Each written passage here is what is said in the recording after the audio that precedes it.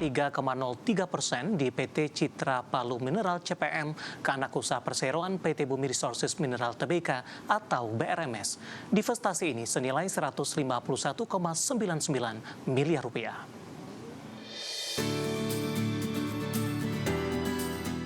Dikutip dari Keterbukaan Informasi Bursa Efek Indonesia, manajemen PT Bumi Resources Tbk mengatakan divestasi ini dilaksanakan dengan nilai transaksi sebesar 9,056 juta dolar Amerika atau setara dengan 151,99 miliar rupiah sebagai bagian dari proses transisi strategis dan diversifikasi perseroan. Saham tersebut dijual kepada anak usaha perseroan PT Bumi Resources Minerals Tbk yang mencakup 24.999 saham seri A dan 927.236 saham seri C. Manajemen menegaskan transaksi ini mencerminkan arah strategi Bumi Resources yang kini semakin berfokus pada aset-aset jangka dekat dengan kepentingan pengendali. Selain itu, melalui divestasi ini perseroan dapat mengalokasikan kembali modalnya untuk mendukung inisiatif pertumbuhan yang terus dijalankan sejalan dengan agenda diversifikasi perseroan. Bumi juga mengungkapkan dengan divestasi ini perseroan tetap memiliki eksposur tidak langsung terhadap kinerja CPM melalui kepemilikan saham di BRMS. Sebagai informasi, Citra Palu Minerals mencatat cadangan mineral sebesar 34,1 juta ton atau setara 3,5 juta ons emas, serta sumber daya mineral 40,2 juta ton di Poboya, Palu. Luas area konsesi dari CPM adalah 85.180 hektar. Adapun sebelum divestasi ini, BRMS memiliki sejumlah 96,97% saham di Citra Palu Minerals. Berbagai sumber IDX Channel.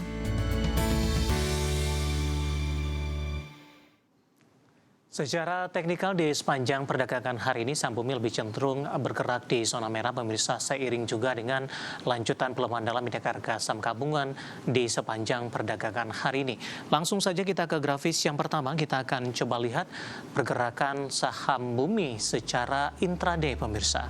Ditutup di perdagangan hari sebelumnya, tepatnya di 29 Juni, saham Bumi ditutup di level 141, kemudian pada pukul 9 tadi langsung mengalami pelemahan atau dibuka di zona merah di 140. Kemudian pada pukul 10 sempat berbalik menguat ke 161, namun di 11.50 kembali mengalami tekanan yang cukup dalam. Pada pukul 12 penutupan sesi pertama di 136, pembukaan sesi kedua di 135. Saat ini tekanan semakin dalam di 132, melemah di 6,38%. Kita beralih ke grafis selanjutnya. Pergerakan saham Bumi dalam 6 bulan terakhir mengalami koreksi yang cukup dalam pemirsa. Dalam 6 bulan terakhir, saham Bumi sudah melemah 45,45%, year to date melemah di 63,93%. Di perdagangan awal Januari masih bertahan di atas level 400-an, koreksi dalam di awal Februari 220, Maret dan April mencoba untuk rebound.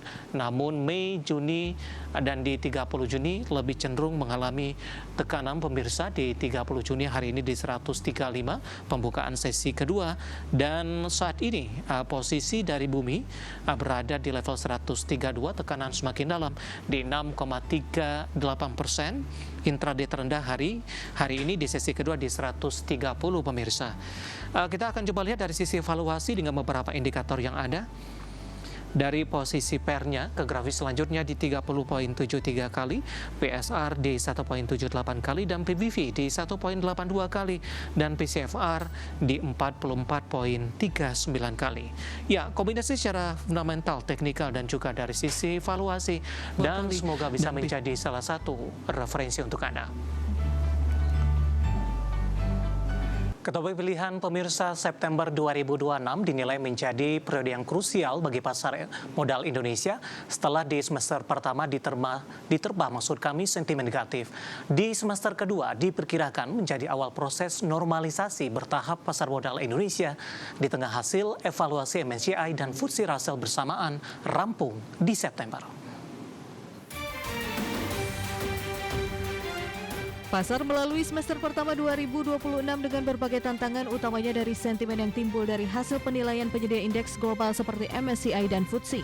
Indeks harga saham gabungan sejak awal tahun sudah terpangkas 32,68% ke level 5.820,79 per penutupan perdagangan Senin 29 Juni di awal pekan. Bersamaan dengan koreksi dalam IHSG, pasar juga mencatat net sell asing sebesar 71,68 triliun rupiah. Sementara di semester kedua 2026, pasar akan menyambut dua agenda besar yang akan mempengaruhi kepercayaan dan persepsi investor asing. Pertama, pasar akan menanti MSCI Quarterly Index Review yang dijadwalkan akan diumumkan di 12 Agustus 2026 dan berlaku efektif di 1 September 2026. Analis KB Valburi Sekuritas Khairunisa and Syahfira Putri dalam riset yang terbit 23 Juni 2026 menyatakan, tinjauan MSCI Quarterly Index Review akan menjadi evaluasi formal pertama MSCI terhadap pasar Indonesia sejak penerapan reformasi penetapan UU P2SK yang baru. Dari hasil tersebut akan terlihat apakah perbaikan dalam transparansi dan struktur pasar mulai mendapatkan pengakuan dari penyedia indeks global. Berbeda dengan penyesuaian indeks yang signifikan di Mei 2026, perubahan konstituen dalam tinjauan MSCI Agustus 2026 nanti diperkirakan relatif terbatas karena masih adanya pembatasan terhadap penambahan saham Indonesia ke indeks serta tidak adanya perubahan besar dalam peringkat kapitalisasi pasar. Selain MSCI, agenda besar kedua adalah FTSE Russell Semi-Annual Review yang dijadwalkan di 21 September 2026. Dibandingkan dengan tinjauan kuartalan MSCI pada Agustus 2026 yang lebih fokus pada pemeliharaan indeks secara rutin, tinjauan FTSE diperkirakan memiliki arti lebih besar karena akan menentukan apakah pembukuan rebalancing yang diberlakukan sejak Februari 2026 mulai dapat dilonggarkan. Analis memperkirakan tinjauan FTSE ini nantinya akan berfokus pada efektivitas reformasi yang diperkenalkan melalui UU P2SK, termasuk terkait transparansi kepemilikan, kualitas free float, dan aksesibilitas pasar. Secara keseluruhan, September 2026 dinilai menjadi titik kritis transaksi pasar modal Indonesia yang sejak awal tahun diterpa sentimen negatif. Analis menilai dalam Januari-September 2026, investor global sedang dalam mode wait and see melihat perkembangan pasar modal tanah air. Hasil tinjauan FTSE dan MSCI yang keduanya rampung di September 2026 diperkirakan akan menjadi awal proses normalisasi bertahap bagi pasar modal Indonesia. Berbagai sumber IDX Channel.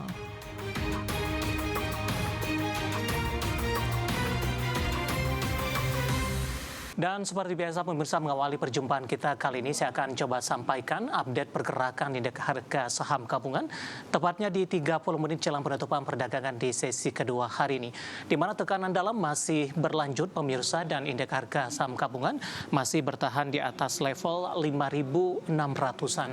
Posisi saat ini melemah di 2,78% dan di 2,80% dan bergerak di level 5.657.376. Di mana secara intraday di sepanjang hari ini indeks harga saham gabungan dominan bergerak di zona merah mulai dari posisi pembukaan intraday maupun beberapa menit jelang penutupan.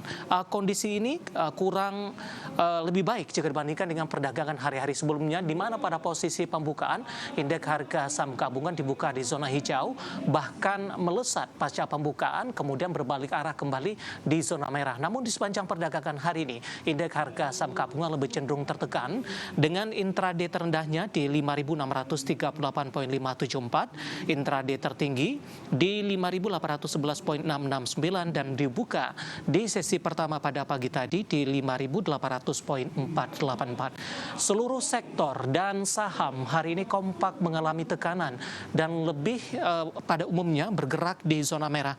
Pemberat datang dari saham-saham perbankan big cap kembali seperti kami informasikan sebelumnya. BBCA melanjutkan tekanan dalam di atas 4% di Rp5.650 per saham.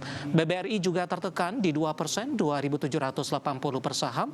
BMRI melemah di 2% di 3.860. Kemudian juga beberapa saham lainnya ada BBNI melemah di 2,15% di Rp3.200 per sahamnya. Sementara dari saham-saham konglomerasi hari ini juga ikut menjadi pemberat pemirsa. Dari Prayogo Pangestu, TPIA melemah di 4% di 1.635. Kemudian juga ada BRPT hari ini turun dalam di 8% di 12.80.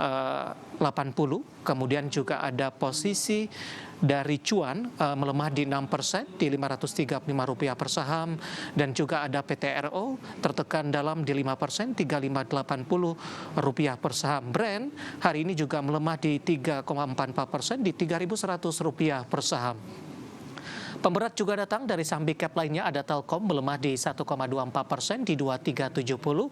Astra Internasional hari ini juga melemah di 2,34% di Rp4.590 per sahamnya.